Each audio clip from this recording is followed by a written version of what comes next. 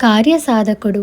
శ్రీకంఠుడనే జమీందారుకు వ్యవసాయపు పనులు పర్యవేక్షిస్తూ, దానితో పాటు దివాణానికి వచ్చిపోయే వారిని గమనిస్తూ, బాధ్యత, తగిన మర్యాదలతో ప్రవర్తించగల సమర్థుడైన వ్యక్తి కావలసి వచ్చాడు.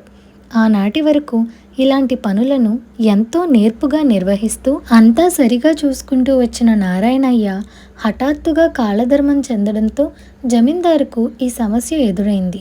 ఆయన దీని గురించి దివానుతో ప్రస్తావించాడు. దివాను ఒక్క క్షణం ఆలోచించి, అయ్యా, ఈ పనికి నారాయణయ్య కొడుకు శశాంకుడు తగినవాడని నా నమ్మకం అని అన్నాడు.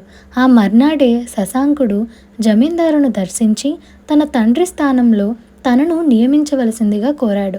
శశాంకుడిలోని తెలివితేటలు, కార్యదక్షత ఆధారంగా మాత్రమే వాడిని పనిలోకి తీసుకోవాలని నిర్ణయించుకున్న జమీందారు వాడిని తిరిగి 2 రోజుల తర్వాత రావాల్సిందిగా చెప్పాడు.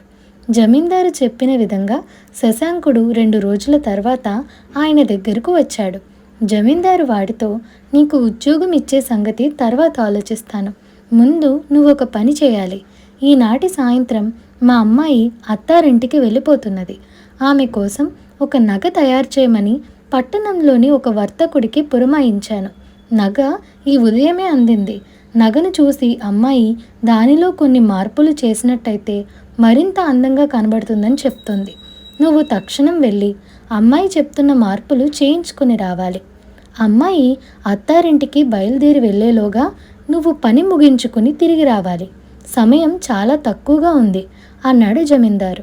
శశాంకుడు జమీందారు కూతుర్ని అడిగి నగలో చేయవలసిన మార్పులు తెలుసుకొని పట్నం వెళ్ళి నగల వర్తకుడిని కలిశాడు. వర్తకుడు శశాంకుడు చెప్పింది విని, నువ్వు చెబుతున్న జమీందారెవరో నాకు గుర్తులేదు. మా దుకాణం ప్రసిద్ధి, నీకు తెలిసే ఉంటుంది. ఇక్కడికి ఎందరో జమీందారులు, రాజోద్యోగులు, గొప్ప భూస్వాములు నగ కొనేందుకు వచ్చిపోతుంటారు. ఏదేమైనా మా దుకాణంలో కొన్న నగలకు తగు మార్పులు చేసి ఇవ్వడం మా విధి. అయితే ఈ నగ మా దగ్గరే కొనుగోలు చేసినట్టుగా డబ్బు ఇచ్చినప్పుడు మేమిచ్చిన చెల్లుచీటి చూపవలసి ఉంటుంది అని అన్నాడు ఆ వ్యాపారి. జమీందారు శశాంకుడికి అలాంటి చీటీ ఏమీ ఇవ్వలేదు. దానికోసమై తిరిగి జమీందారు వద్దకు వెళ్ళడం శ్రమతో పాటు కాలాన్ని కూడా వృధా చేయడమే అవుతుంది. ఆయన చెప్పిన సమయానికి పని పూర్తి కాదు. ఇలా ఆలోచించి శశాంకుడు మరొకసారి వర్తకుణ్ణి అడిగి చూశాడు. అయితే వర్తకుడు తల అడ్డంగా ఆడించి, మా దగ్గర కొనుగోలు చేసిన నగలకే మీరు కోరిన మార్పులు తక్షణం చేసి ఇచ్చే అవకాశం ఉంటుంది. చూస్తున్నావు కదా, నా దుకాణానికి మితిమీరిన పని ఒత్తిడి. ఇతరుల వద్ద కొన్న నగలను మా వద్ద మార్పు చేయించాలంటే కనీసం వారం రోజులైనా వ్యవధి కావాలి.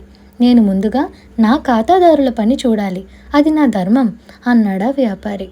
శశాంకుడు వర్తకుడి మాటలు బాగా ఆలోచించి, సరే, ఈ నగను అమ్మదలిచాను. కొనేందుకు మీకేమైనా అభ్యంతరమా అని అడిగాడు. ఎంత మాట! మా తాత ముత్తాతల ముందు తరం నుంచి కూడా మేం నగల వ్యాపారం చేస్తున్నాం. మా ఇంటి పేరే నగలవారు. నగల అమ్మకం, కొనుగోలే మా వంశవృత్తి. నగలు కొనేందుకు నాకేం అభ్యంతరం ఉంటుంది అంటూ వర్తకుడు ఆశ్చర్యపోయి శశాంకుడి నుంచి నగ తీసుకుని వెంటనే డబ్బు చెల్లించి దాన్ని అమ్మకానికి సిద్ధంగా ఉన్న ఇతరుల నగల సరసన ఉంచాడు.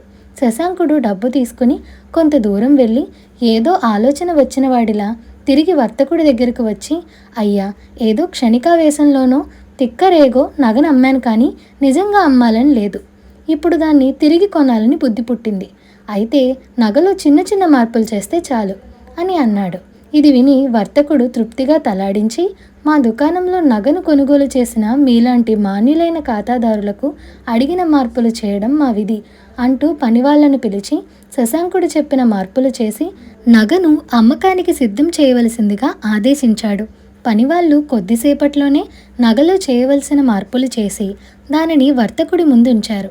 అప్పుడు వర్తకుడు శశాంకుడితో, అయ్యా, మేము నగను మీ దగ్గర నుంచి కొనుగోలు చేసిన ధరకు మేము అమ్మే ధరకు కొద్దిపాటి వ్యత్యాసం ఉంటుంది.